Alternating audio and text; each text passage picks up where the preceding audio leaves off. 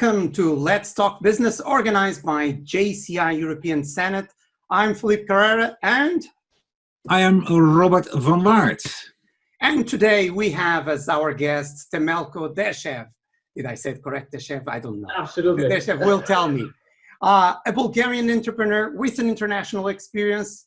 He was national president of JCI Bulgaria, and now he is also JCI senator.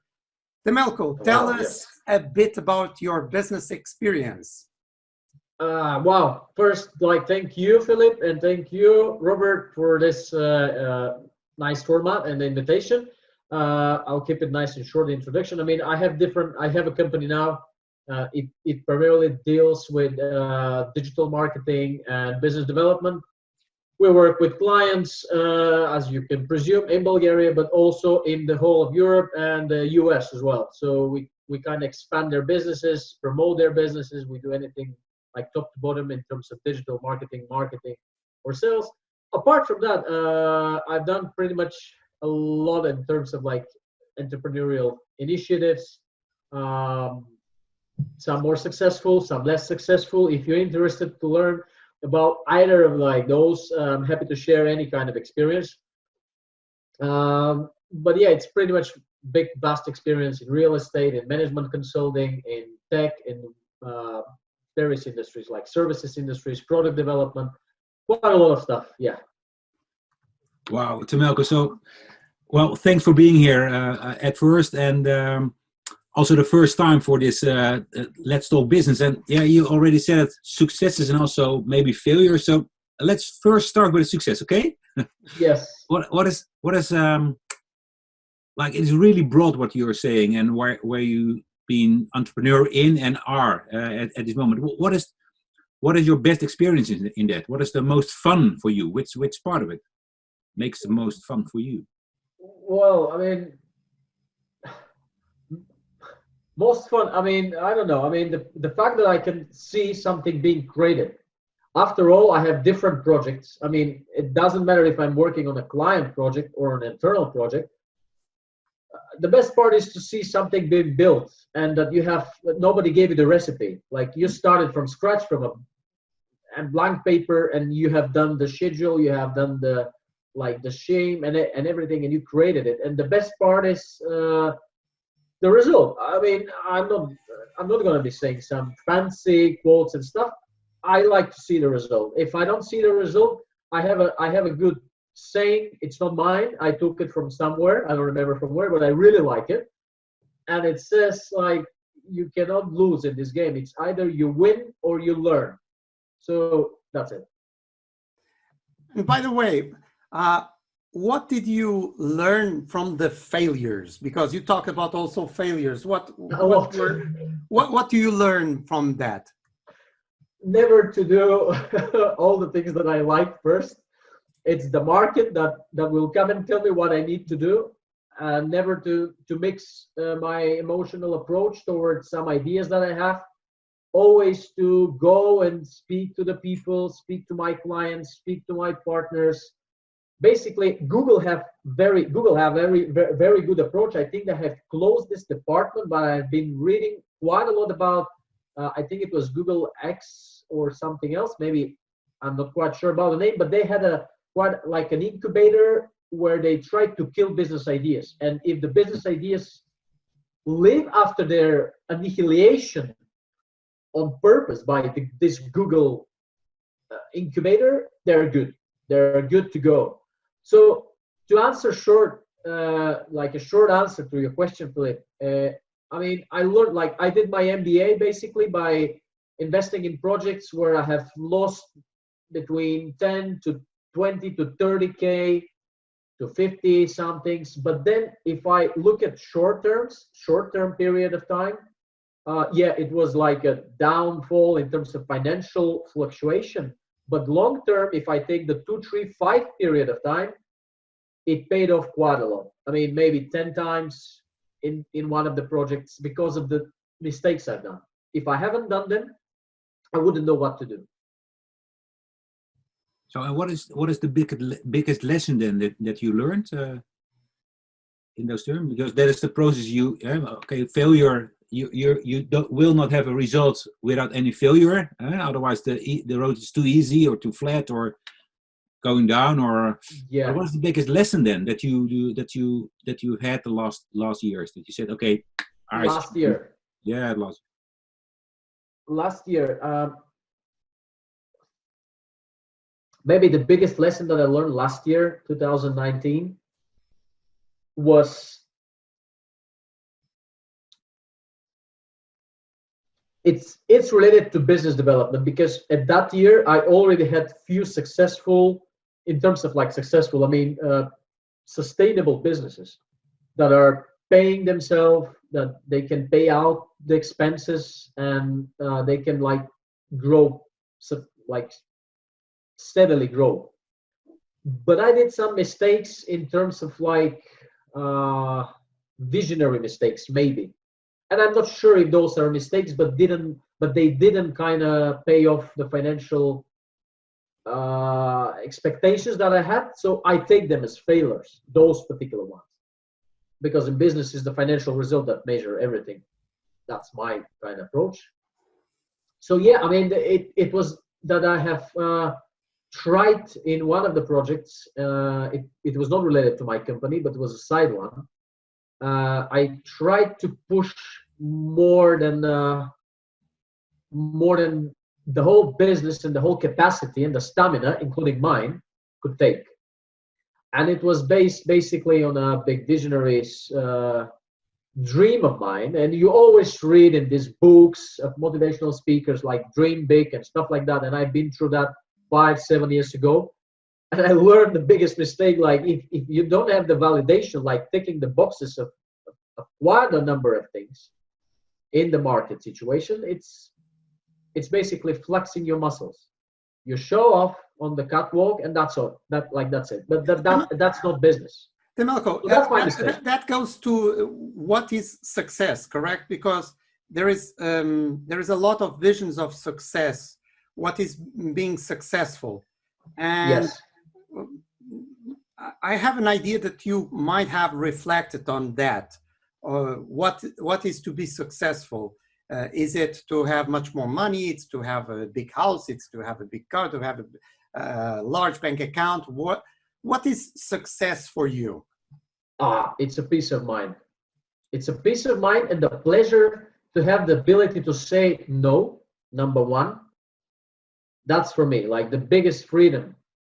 And the second thing is the ability to choose where to dedicate my time. That's success. It's not money. You can make money, you can lose money, you can build companies, you can sell companies, you can do a lot of stuff. And I've done it. And now what brings me pleasure is to build something, to see the result, to see in any sense, I mean, even to cook something, to build something in my house, to repair something, or to furnish the new office, to train the people. This is what I see. Like this is success for me. Balance.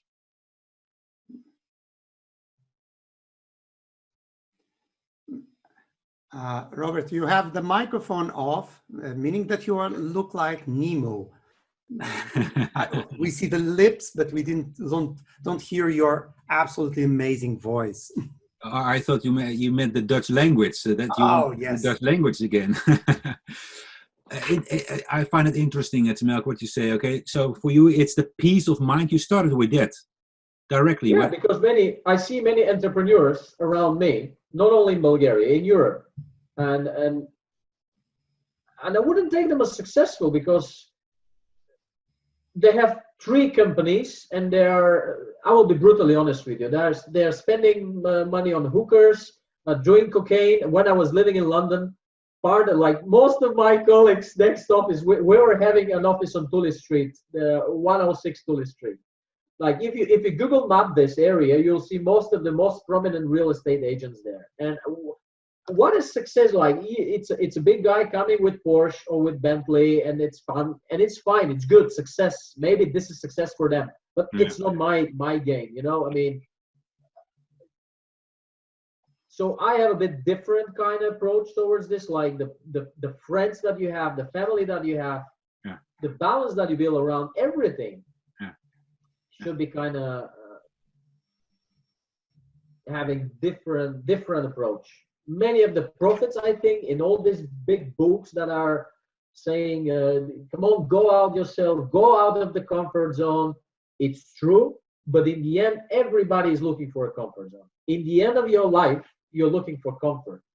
So those things should be very clearly outlined, that you might be going out of the comfort zone, but you definitely need to reward yourself at some point with what makes you happy, no matter what.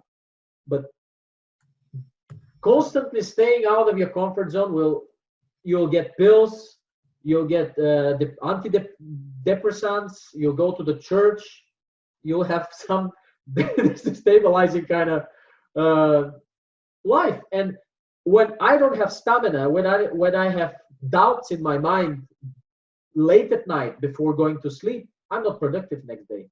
I cannot train anybody, I cannot help anybody, I cannot please my customers, I cannot deliver. So how do you create that peace or that ease of mind? How do you create that?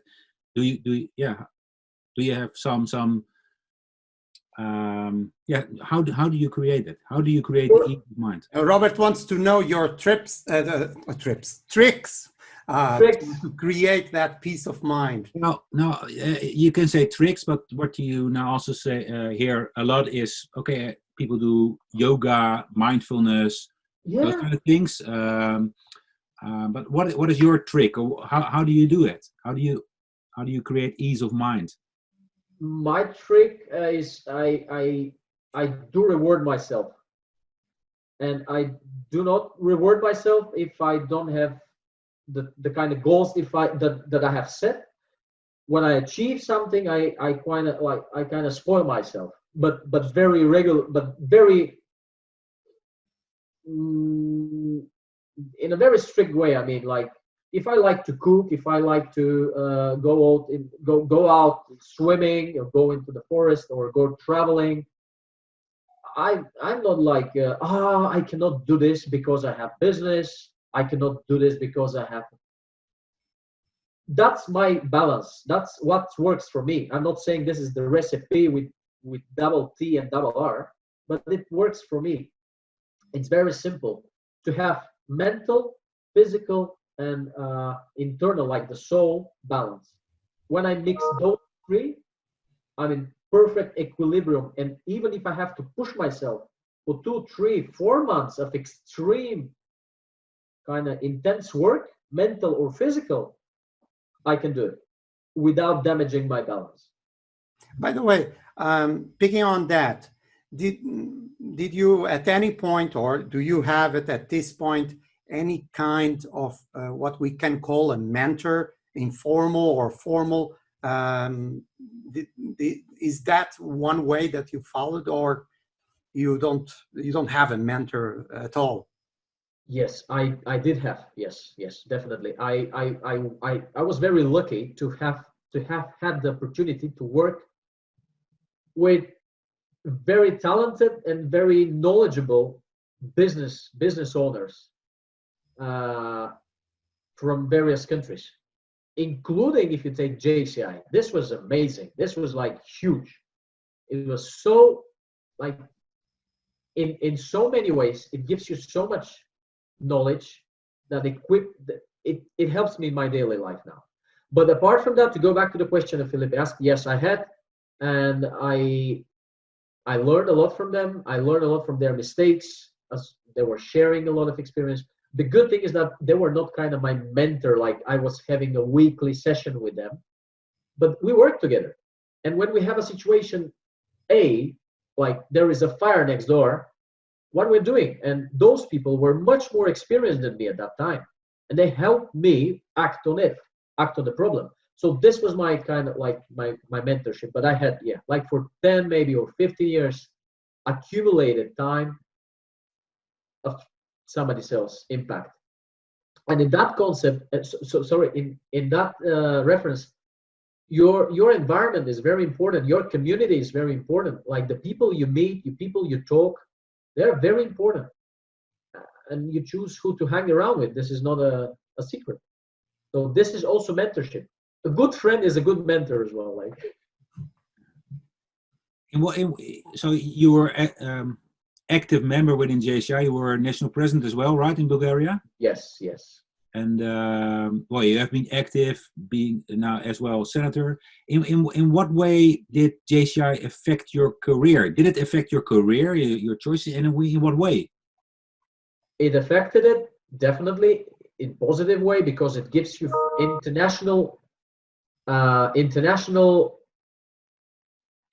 experience. Maybe I'm repeating myself for many of the JCI members, but it's true. Like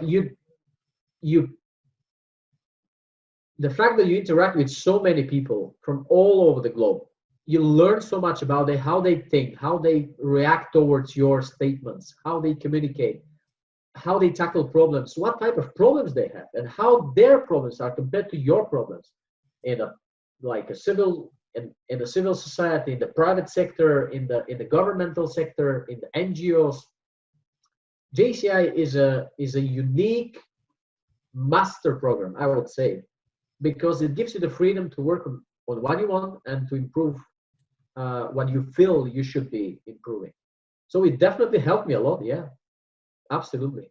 Can you name something specific that you now are doing within your company or within your entrepreneurship that you learned from that period? Well, I mean, first the governing side. I mean, I was in charge of the national organizations, and I had to deal with the European headquarters. I had to deal with the US headquarters. I had to organize a lot of stuff. I had to be, I mean, all the things that a national president should do.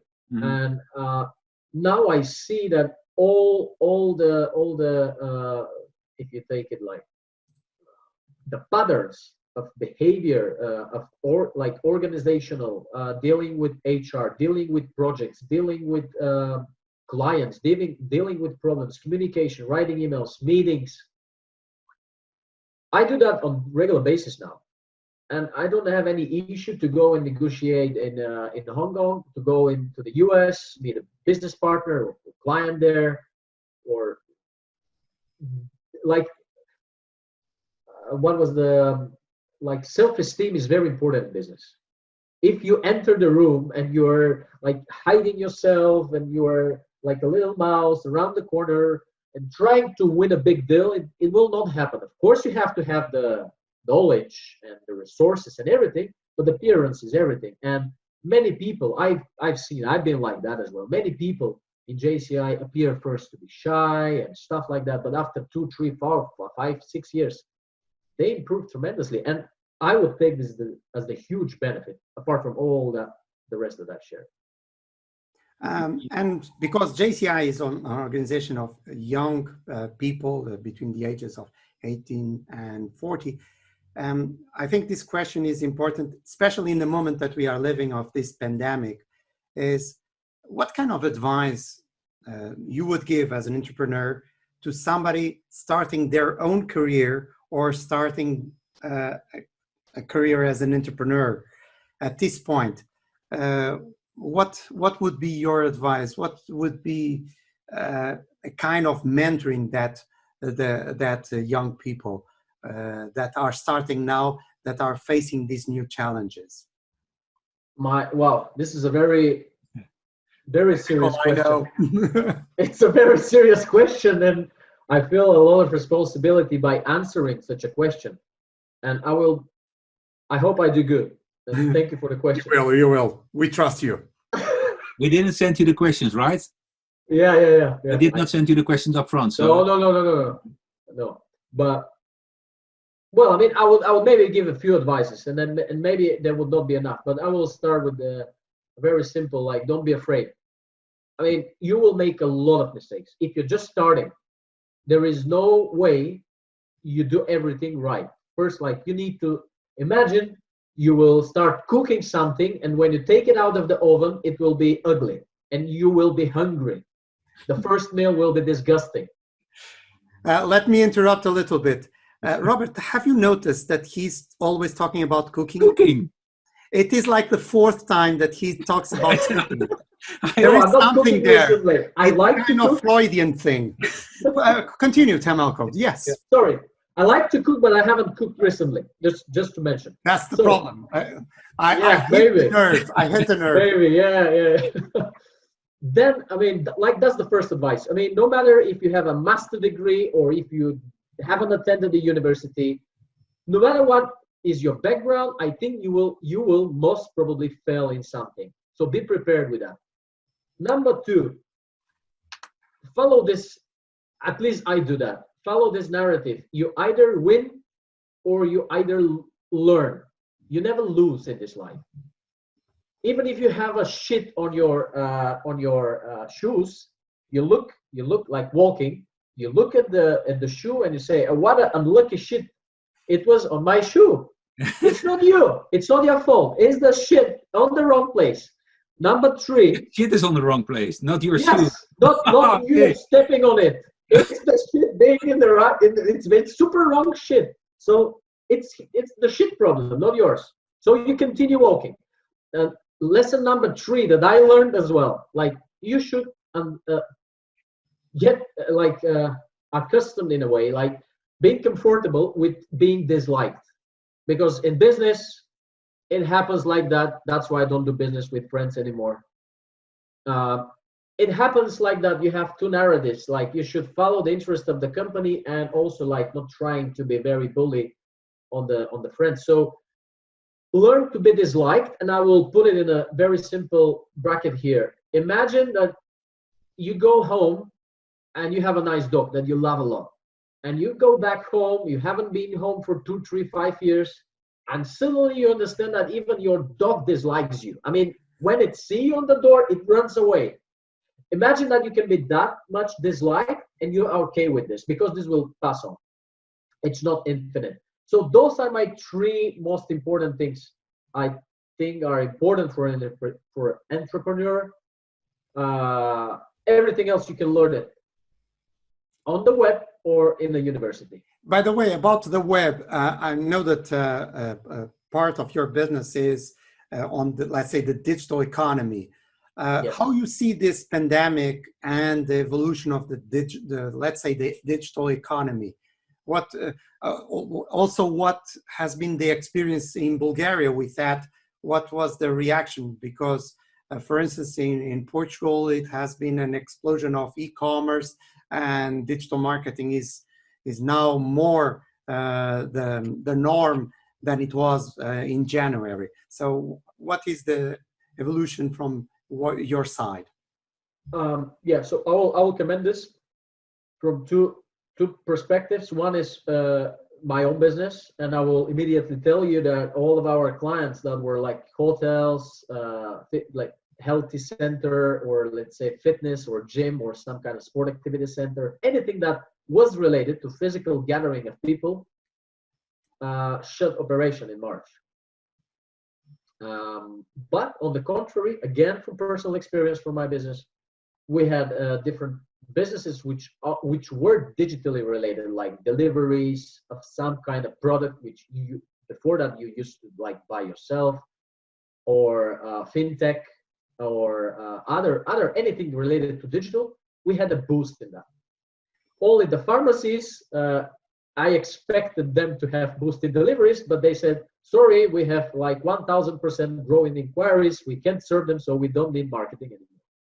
Only the pharmacies. So this is like from first-hand experience. On the contrary, sorry, on the other side, I mean, there is a contraction in the GDP for like 10%. At least that's statistically said. I cannot measure the GDP myself, but I believe from what I see as the consumer sentiment goes down, I believe that there will be even maybe higher contraction in the GDP in Bulgaria and in the euro area in general. And yes, what you said, Philippe, is the case. There is a huge boost in e-commerce. Everybody's going to build a website that does deliveries online, that does requests online. Everything. So it's moving. It's like they're giving reason to that funny post. What brought digital transformation to your organization? The CEO, the CFO, or COVID-19? And you check COVID-19. COVID-19, yeah. Yeah, it's like, I don't know, it's a huge topic, but I'm very sorry for all the businesses that were shut, and not only in Europe, but you see what's going on all over the world. The tourism industry, all the other industries that are affected, and yeah, I mean there are opportunities out of everything that happens, and there are some consequences that you cannot change. So if you cannot change it, go work on something else that you can.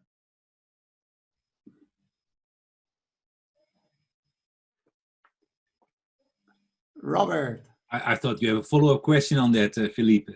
No. So your companies have been affected as well, like many other companies in the world. When you look forward, and I'm not asking you to watch in a glass bowl what's going to happen with Corona, with COVID, if there will be a second, third wave, what we hear from Israel and Spain and those kind of things. But on the business side, what are your ambitions, and did you have to amend them a lot, or are you still changing them for the next, let's say, 12 months? Yes.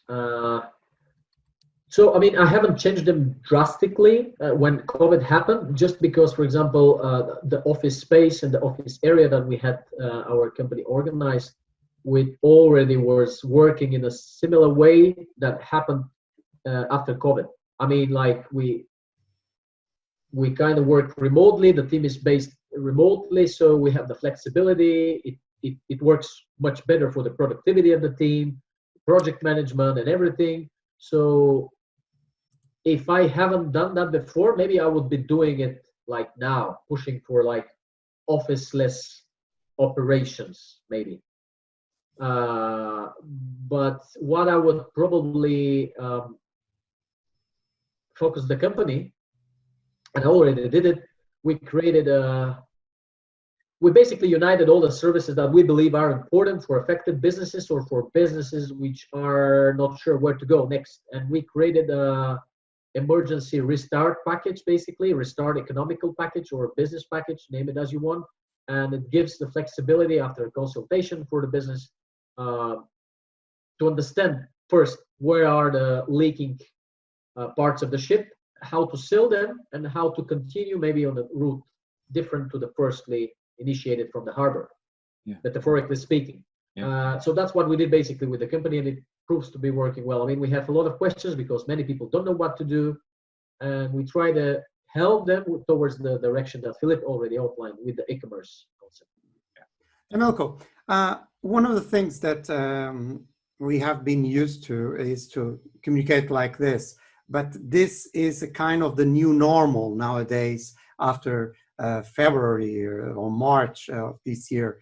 In your opinion, and considering the Bulgarian reality as your standing point, things will go back to the previous way of communicating? So normal meetings, face-to-face meetings, or this will be the new rule to use much more digital communication?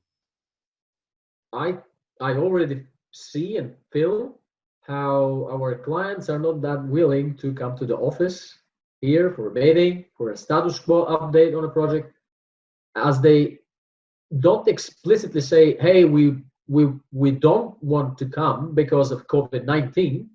But what I say is like, we think that we can handle this over a digital meeting like the current one that we have. And so far, it's working perfectly well. They're happy, we're happy, work's done, so that's important. My answer to your question would be, I think that it will be the new normal for a few years, I think. But I also think that's a personal statement. People tend to forget quite fast, I think, in terms of like decades. They don't remember what happened a decade ago if they're not remembered. So maybe we will go back to the pre-COVID era, or not era, but time. No, I don't know. I don't know when. I think it's all in the future, right? And we're gonna see it when we are keeping ourselves healthy and social distancing. And it's amazing to have these kind of talks. And thank you for being part of it, Temelko. Thank you for doing it. Being the first of the Let's Talk Business talks, Felipe and I will be hosting these talks probably every month, and you will find them with different guests from Europe, former JCI members, senators, sometimes famous people and recognizable people, and sometimes less recognizable people. I want to But thank always interesting people.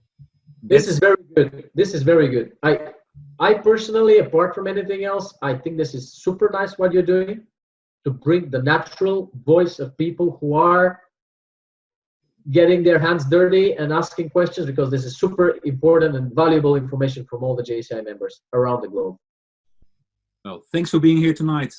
Thank you. And Thank you so much, guys. Greetings to Portugal and Holland, right? Holland, yes. The Voilà. orange The country.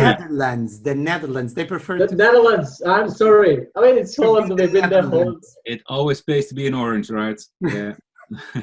Thank you so much, guys. I wish you best of luck and have a good evening, and hope to see you soon. Be Thank safe. you. Bye-bye. Thank you. Bye bye.